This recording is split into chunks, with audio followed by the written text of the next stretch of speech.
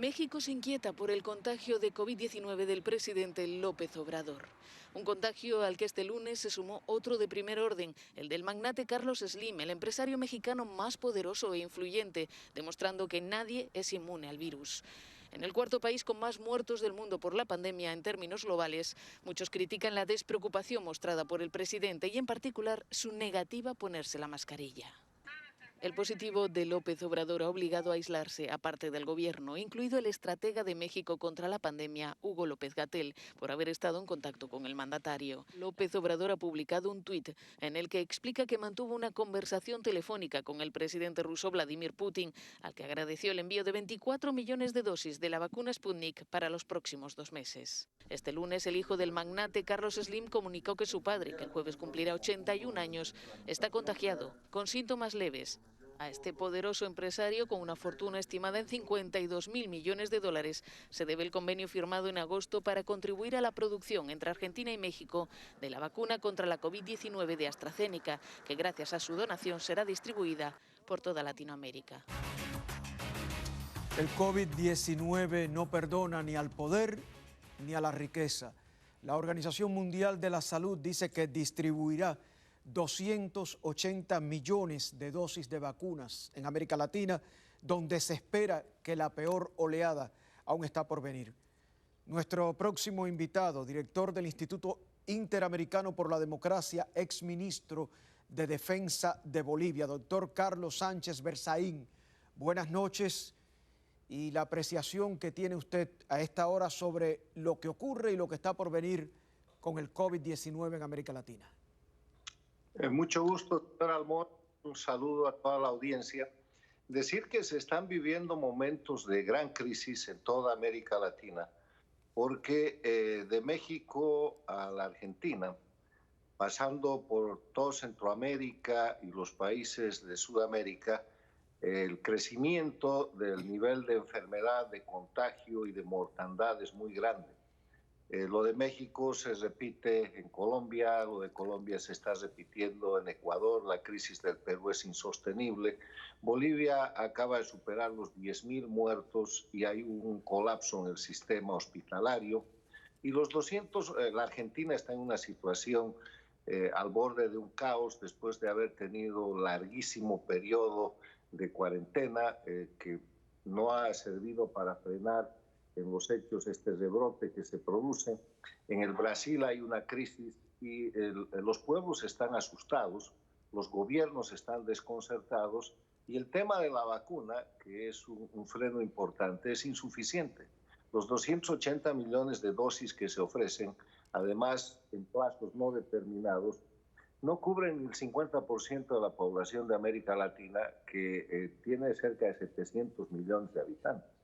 Entonces, lo que se recomienda y lo que los pueblos y los médicos locales están reclamando son las medidas preventivas, son las medidas de utilizar el barbijo, aseo, desinfección, distancia social, permanecer en casa lo más que se pueda, y en la dinámica de la gente que tiene posibilidades de ser afectada, los mayores de 65 años, la gente con enfermedades preexistentes, muchos mayores cuidados porque si no el nivel de mortandad va a seguir creciendo y esto puede ser realmente una situación que perjudique, además de la economía, de la pobreza que ya están tocadas, que perjudique en niveles irreversibles la población de los países de América Latina.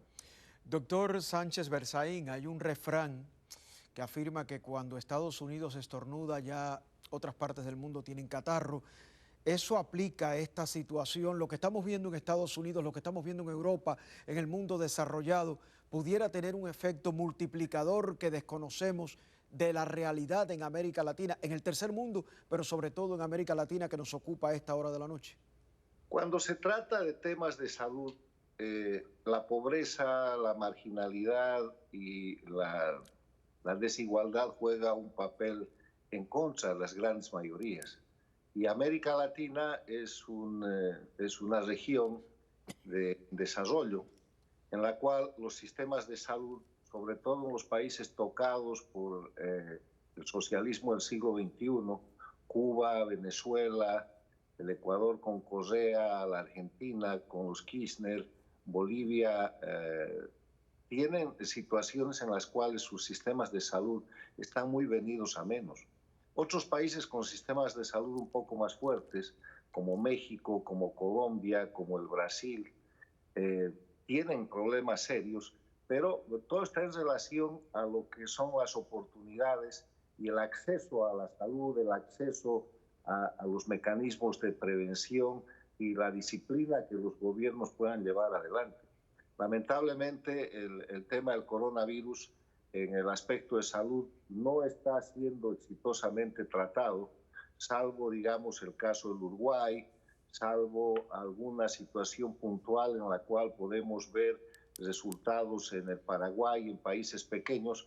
Todos los países tienen problemas muy graves que se ven a su vez empeorados en los países en los cuales no hay posibilidad de libertad de prensa, no hay posibilidad de información limpia, porque se están manipulando los informes y se está manipulando el resultado de lo que es realmente una crisis que está afectando mucho más a los más pobres, mucho más a los indefensos y mucho más a los países que no tienen la posibilidad de manejar con transparencia y libertad, como lo hacen los países como Estados Unidos y Europa, la información adecuada para proteger a la población. O sea que no podemos confiarnos de esos números que nos llegan del tercer mundo, que nos llegan de América Latina.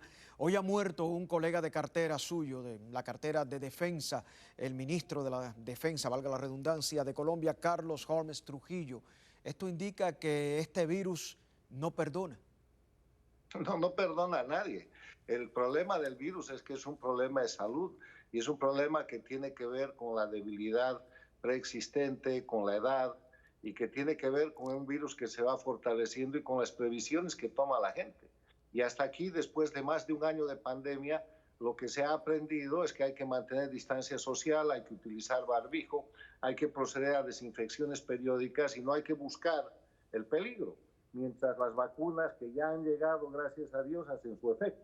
Ahora, en esa dinámica tenemos gobiernos que proceden con más responsabilidad y gobiernos que están utilizando el tema de la pandemia políticamente para instrumentar determinadas acciones que están lejos de ser populares y lejos de ser democráticas. Pero más allá de la política, este es un tema que nos está mostrando que con libertad, con democracia, con información transparente, con prensa libre, se puede manejar mucho mejor un flagelo de esta naturaleza que con verdades a medias, con encubrimiento, con cifras que no corresponden a la realidad. Un abrazo en la distancia, gracias por acompañarnos. Regresamos de inmediato.